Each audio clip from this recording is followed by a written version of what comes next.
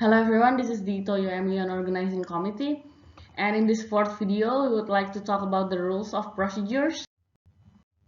Here in this slide you can see the chart of the rules of procedures, and we would like to encourage all of you to read this carefully, maybe to pause the video for a few moments so that you can understand better regarding the rules of the procedure. And regarding the rules of procedures, we would like to mention three important points. The first one is motion, the second one is points, and the third one is yield. But before that, we would like to remind you regarding the types of votes. There are two types of votes, substantive matter and procedural matters. The difference is that in the substantive matter is related to the topics for discussion. It includes votes on introducing draft resolutions and working papers. Here, the delegates must vote according to how they presented themselves on the roll call, and the substantive matter requires a two-thirds majority in order to pass. While the procedural matter is related to the structure of the committee sessions, it includes votes on motions for moderated and unmoderated caucus, and here no delegates may abstain. The procedural matter also requires a simple majority in order to pass.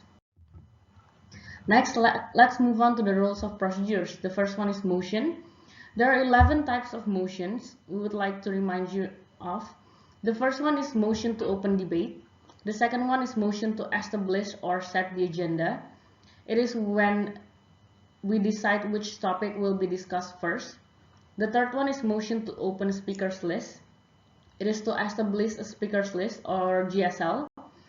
And when the floor is empty, we will return to the GSL, and this motion to open speakers list is automatically approved. The fourth one is motion for moderated caucus. It is for agenda related issues, and user must specify individual and total speaking time and the topic of discussion. It requires a simple majority to pass. While the fifth one, motion for unmoderated caucus, is used for block forming or writing. Here, the delegates setting the motion to move to an unmoderated caucus need to set a duration for the caucus and state its purpose.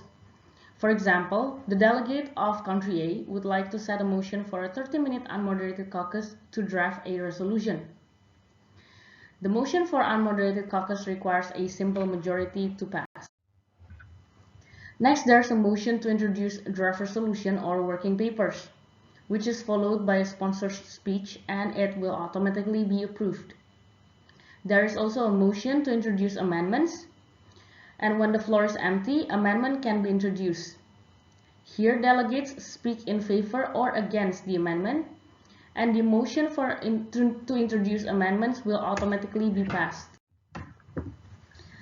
Next, there's a motion to move into voting procedures.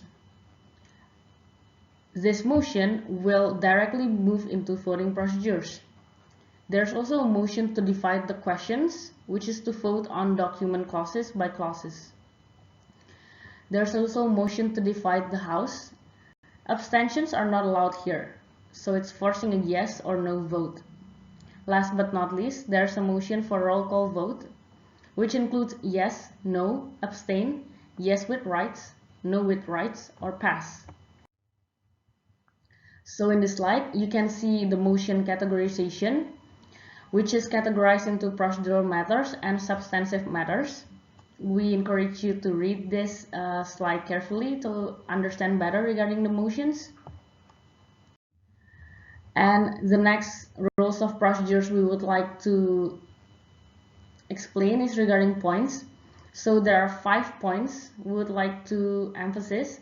The first one is personal privilege, which is used to address a delegate's personal well-being, and interruption is allowed if due to audibility or emergencies. The second one is the parliamentary inquiry, which is used to inquire about the rules or procedures. Here, interruption is not allowed. The third point is the points of order. It is to address a procedural matter or questioning the ruling of a chair. Interruption is allowed here. The fourth one is the information to chair, which is used to inquire facts or the content of the agenda, and no interruption will be allowed.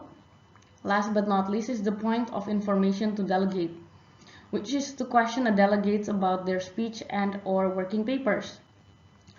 Interruption is depending on the chair's decision. The third rule of procedure we would like to discuss is about yields. So there are some types of yields we would like to emphasize. The first one is yield to another delegate, which is used when the speaking time is not used up. Delegates accepting the yield will only have the remaining time of the previous speaker. The second one is yield back to the chair. After a delegate has completed a speech, the delegate may yield to the floor to the chair. The third one is yield to the point of information or POI. Here, other delegates are allowed to ask the delegate who has just finished his or her speech with the recognition of the chair.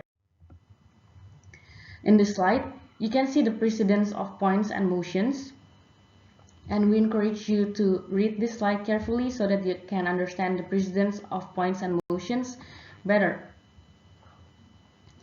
This is the end of the fourth video, and thank you for listening and have a nice day everyone.